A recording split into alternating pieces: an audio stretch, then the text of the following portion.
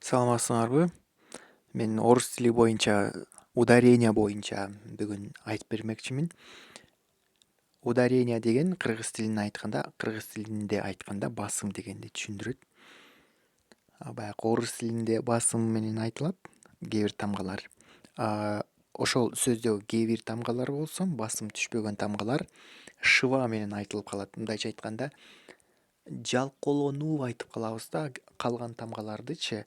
Же болбосо баягы биз ойлонуп атканда, мисалы үчүн деп жооп берип калабыз го, ошол шыва болот. Мисалы үчүн а дагы эмес, же болбосо ы дагы эмес, о дагы эмес да. Мисалы үчүнчү депчи. Мисалы үчүн области слизистых оболочек, оболочек, көрдүңөрбү? Мына точно а дагы болуп айтылбайт да. Оболочек болбойт. Оболочек, оболочек рта у детей, у взрослых, точка. И взрослых. Баягы точка койгондо силер өзүңөрдүн интонацияңар менен точка экенин билгизишиңер керек. Они возникают вследствие различных причин. Эч качан шашылбай эле койгула.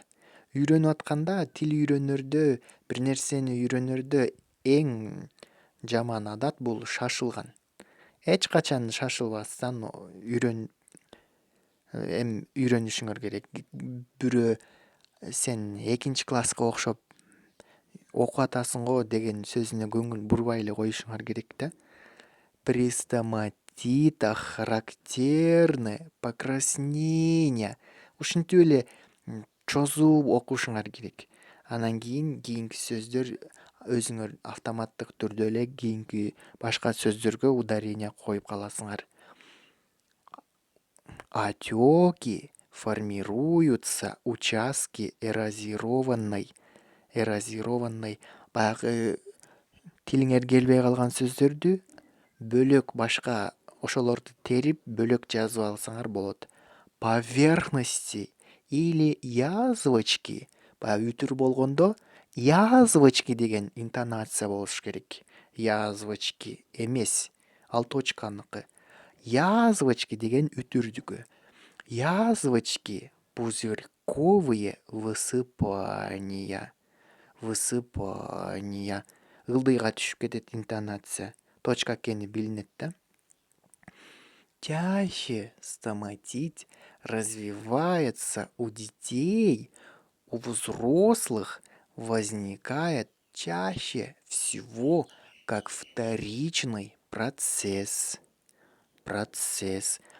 Мына все гомес г тамгасы айтылганда в болуп айтылып калат. О менен келген болсо. Ого же болбосо его болуп жазылган болсо всего в тамгасы болуп айтылып калат. Ушинтип сөздөрдү ар бирин айтып чыгышыңар керек. Эч зерикпестенчи. Анан бирок текшериш дагы керек да. Сөзсүз мугалим болуш керек.